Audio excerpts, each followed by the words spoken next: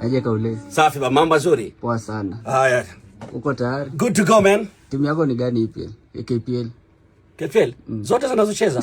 Wewe unataka unichanganye? Nitaje timu tofauti na umeone sijui Ingwe ameingia ndani ya mjengo. Kwa hiyo kwa leo nitasema Ingwe.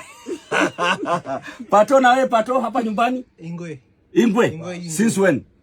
Since 1998. Ulikuwa hujazaliwa.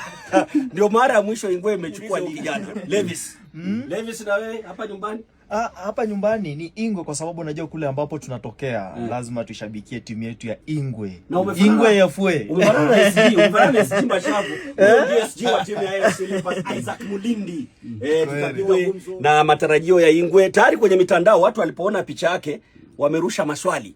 Yanamsubiri kuhusiana na maandalizi ya Ingwe na ni lini Ingwe italitoa ili taji la ligi. Wajua 98 wewe ulikuwa hujazaliwa Pato. Ndio mara ya mwisho. Unajuaje? Ndio mara ya mwisho Ingwe, you are only 15 years old. SG ndio mara ya mwisho Ingwe imebeba ligi. Jana alikuwa hajazaliwa. Kwa hiyo kabla wakula tutapiga maswala ya Ingwe, tutaangazia mashindano ya shule za upili yameanza kule M-Pesa Foundation, maswala ya WAFCON. Berlin ameanza kupiga hisabati ambazo unahitaji formula gani ile? Hata Bournemouth haiwezi. Hata Bournemouth haiwezi dhidi ya Algeria. Manu, wale ni kings of comeback. Alafu pia Gor Mahia imeingia nusu finali mashindano ya Sekafa. Kwa hiyo ni mengi tu ambayo tutayaangazia.